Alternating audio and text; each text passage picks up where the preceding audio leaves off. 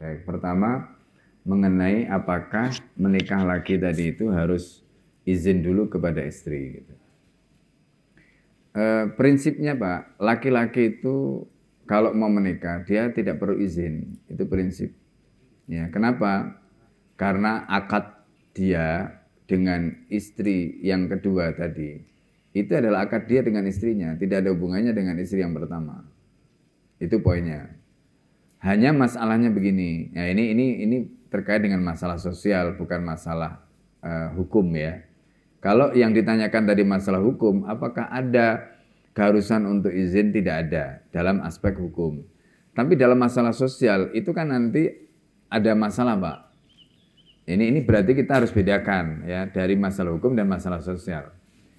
Dalam konteks masalah sosial itu tetap hubungan suami istri tadi itu kan ketika dibangun tujuannya kan pengen langgeng kan. Ya kan, pengen langgeng. Nah, kelanggengan itu tidak akan mungkin muncul kalau satu pasangan itu merasa dikhianati. Ya kan? Nah, karena itu kalau seandainya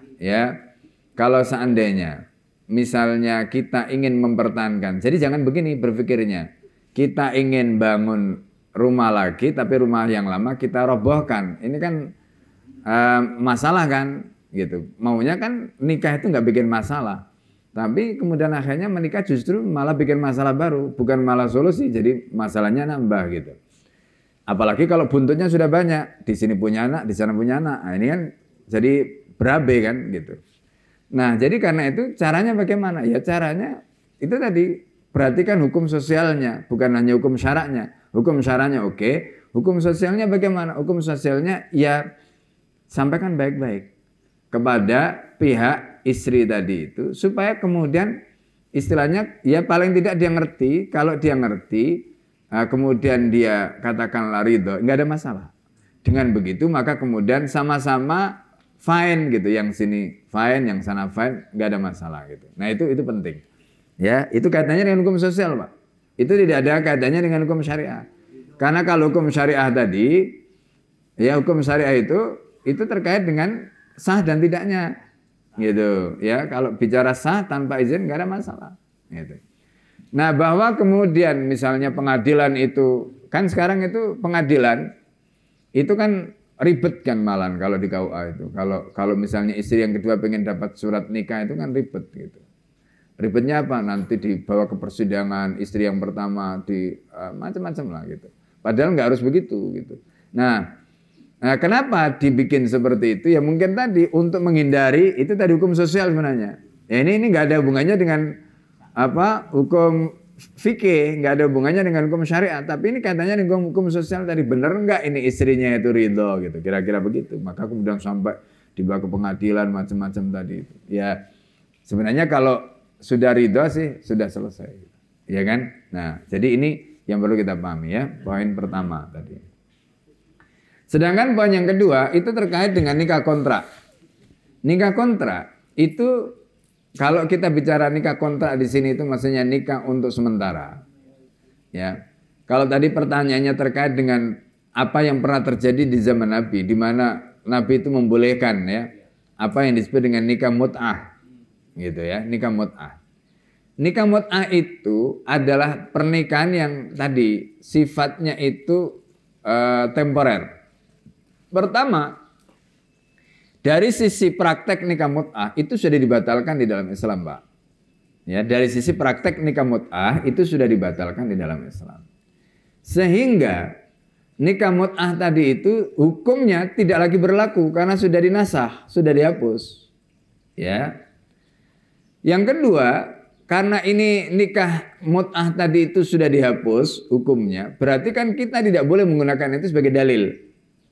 Maka status nikah kontrak itu disepakati oleh para ulama ya, bahwa nikah kontrak ini termasuk pernikahan yang batil. Ya, pernikahan yang batil. Batil itu bukan fasad, beda. Kalau fasad itu masih bisa diperbaiki, tapi kalau batil itu berarti sudah nggak bisa diperbaiki. Berarti apa? Maka para ulama memasukkan nikah mut'ah itu bahkan zina nafsu.